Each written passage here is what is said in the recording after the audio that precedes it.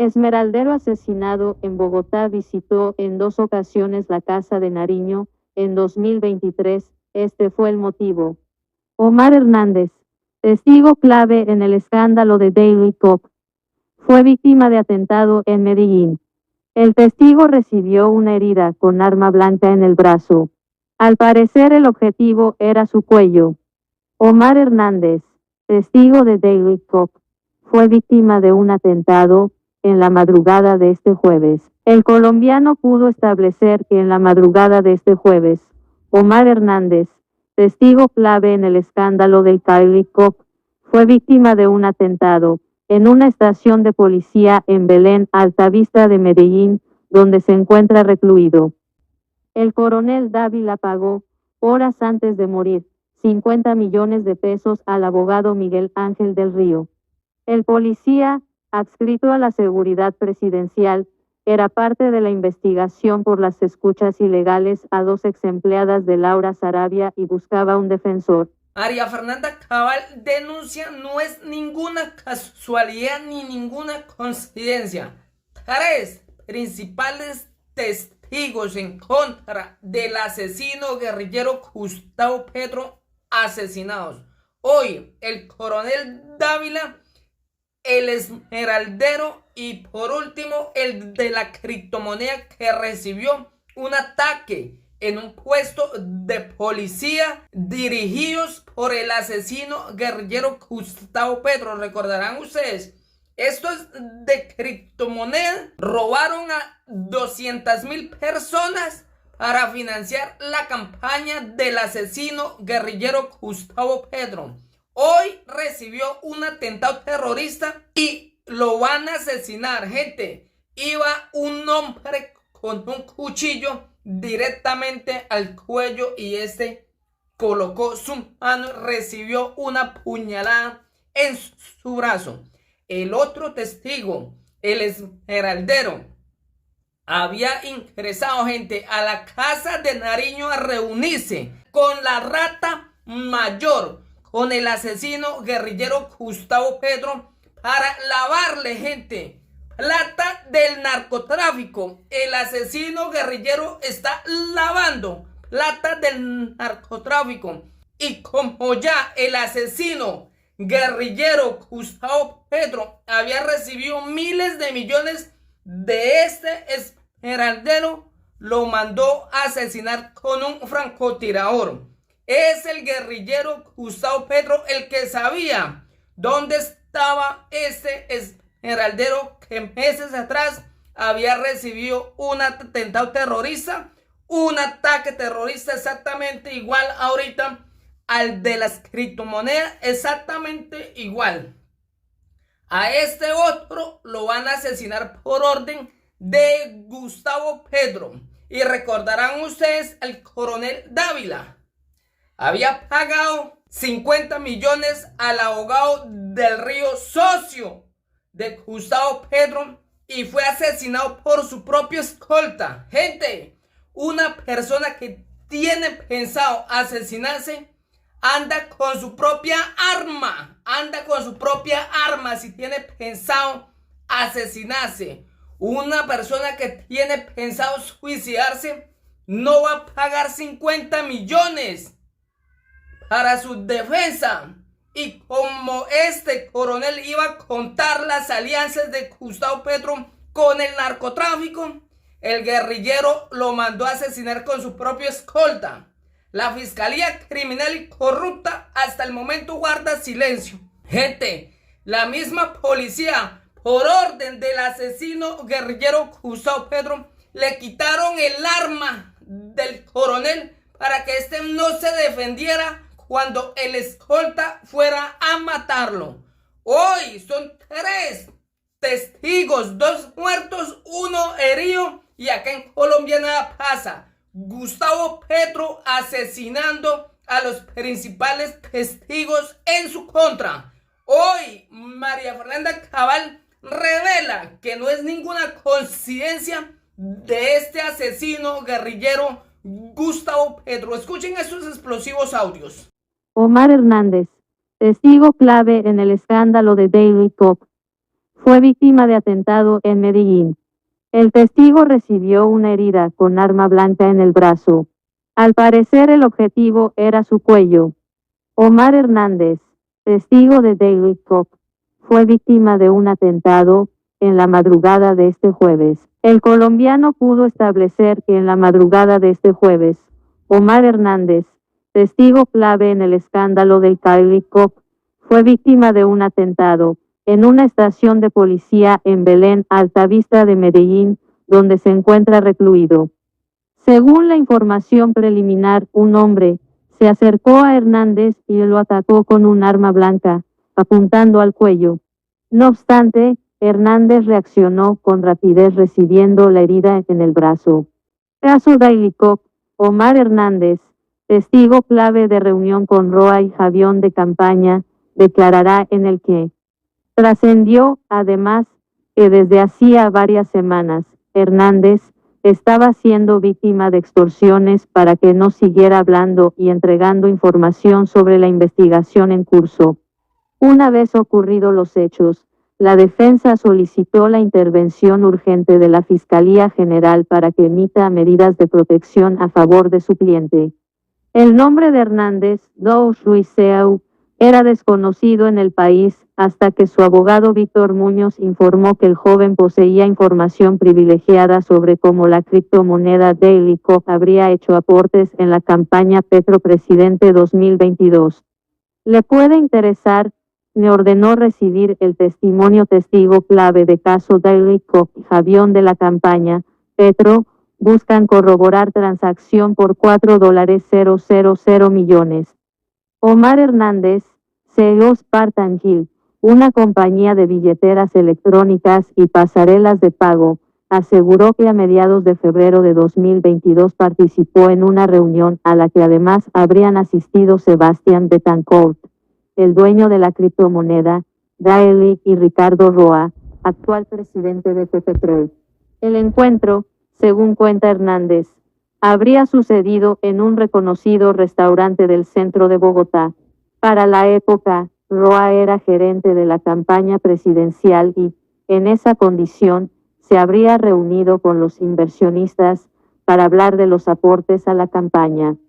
Este ingeniero industrial de la Universidad ICESI tramitó un principio de oportunidad a la Fiscalía, que se encuentra en última fase de estudio, en donde prometió colaborar para contar toda la información que conoció del escándalo de Daily Cop y a los acercamientos de esa empresa con la campaña. Colombia.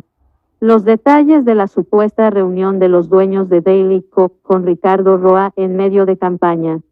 Infiltración de los dineros ilícitos derivados de la captación de la empresa Daily Cop a la campaña presidencial de Gustavo Petro. Ricardo Roa, gerente de la campaña, dice uno de los apartados de la matriz de colaboración que Hernández envió a la Fiscalía 40 especializada contra el lavado de activos. Contarle con más detalle a la Fiscalía General, inclusive ya lo hemos hecho y hemos hecho ya varios avances, directamente interrogatorios formales, diligencias que se han cumplido desde su lugar de reclusión, donde mi cliente da cuenta que efectivamente conoce, supo y da verificación de la existencia de ingresos directamente de los dineros ilícitos, productos de la captación, que entraron directamente a la campaña presidencial del hoy presidente Gustavo Petro. Estos dineros fueron pactados en especie directamente con la consecución de un avión King Air que efectivamente tenía la empresa SADI. Mi cliente efectivamente dará su testimonio directo en el principio de oportunidad para que esto sea utilizado por las autoridades competentes. De hecho, el día de ayer enviamos ya una comunicación formal ante el Consejo Nacional Electoral para que tomen la declaración de mi cliente y para que efectivamente testifique por la razón por la cual estos dineros ingresaron en especie como ayuda y apoyo a la campaña presidencial. Abogado de la mayor gravedad, ¿y por qué se pactó que entraran de esa forma? ¿Para que no quedaran registrados? Sí, Gustavo, buenos días. Efectivamente, digamos que esto es el modus operandi de los criminales. Aquí lo que se trató fue simplemente darle un velo de legalidad directo para que no quedaran registrados dineros, aunque sabemos que también existieron giros directos por parte derivados de la captación, es decir, giros ilícitos de dinero, productos de la captación masiva habitual de la gente que fueron a parar a la campaña y a comprar productos suntuosos como este avión que sirvió para hacer la campaña. De hecho, mi cliente directamente lo afirma, y es que el señor Ricardo Roa, el presidente de Ecopetrol, lo que afirmó es que necesitaba que se dieran estos apoyos en especie precisamente para evitar un rastreo de las autoridades. Abogado Muñoz, hay una imagen que circuló en su momento en redes sociales y que me parece que tiene mucho que ver con esto. Y es que, como usted ha explicado, el entonces gerente de la campaña, Ricardo Roa, según cuenta su cliente, pactó con según creo entender, el dueño de la criptomoneda, el jefe de todos, que se pagara una especie de ayuda a la campaña, pues ofreciendo unos vuelos en ese avión. Hay una imagen en la que aparece el entonces candidato Petro y Armando Benedetti junto a él en un avión de lujo, un avión privado, y arriba del señor Benedetti aparece la palabra Daily Cop, que hace referencia a la criptomoneda. ¿Es a esos vuelos a los que hace referencia su cliente? Sí, así es. Exactamente eso. Sobre esa misma aeronave, una aeronave Kinect, matriculada de la empresa SADI. Hay que destacar una cosa súper importante y que no deja de llamar la atención tanto para las autoridades como para nosotros, y es que Carlos Restrepo es una persona que está vinculado a un proceso de narcotráfico en Estados Unidos y que ya se entregó. En este momento está en Estados Unidos extraditado. Abogado, ¿cuánto vale una hora de vuelo en ese avión? ¿Cuántas horas voló la campaña? ¿Y cuánto pactó el señor Roa entonces, que recibía como entrada de criptomonedas a la campaña sin registrarlo? Y es que mi cliente ya sufrió 2 atentados contra su vida, los cuales fueron puestos en conocimiento directo de la Fiscalía. Hubo una reunión de alto nivel, de altísimo nivel, donde se nos prometió medidas de seguridad, pues que hasta ahora no se han evidenciado, lamentablemente. Y pues efectivamente fue aquí en la ciudad de Bogotá, fue una reunión en específico que el señor Ricardo Roa, según lo dicho específicamente por mi cliente, lo cual quedó en videograbación del principio de oportunidad ante la Fiscalía, ante el fiscal delegado, y es que el señor Ricardo Roa denominó la fecha de los aportes directamente para febrero del 2022 como el día D para el ingreso de estos dineros de la campaña. Quiere decir que en la Fiscalía esta información reposa ¿hace cuánto tiempo? Información que, repetimos, vincula directamente al gerente de la entonces campaña, Ricardo Roa, y presidente de Ecopetrol. ¿Y qué tantos detalles dio? ¿Y ya terminó ese interrogatorio o quedaron de pactar algún otro? Como usted comprenderá, Jorge, y es un llamado que se le hace a la Fiscalía General de la Nación, es un proceso complejísimo. El coronel Dávila pagó, horas antes de morir, 50 millones de pesos al abogado Miguel Ángel del Río. El policía, adscrito a la seguridad presidencial, era parte de la investigación por las escuchas ilegales a 2 exempleadas de Laura Sarabia y buscaba un defensor. Apareció muerto el pasado viernes. El coronel Oscar Dávila pagó el pasado viernes, horas antes de morir, 50 millones de pesos, unos $12,000 en efectivo como anticipo de su defensa jurídica, según ha informado este miércoles W Radio. El policía, jefe hasta entonces de la Oficina de Seguridad Anticipativa de la Presidencia de Colombia, se había reunido el día anterior con Miguel Ángel del Río, un abogado cercano al petrismo a quien pidió ser su defensor en una inminente investigación penal.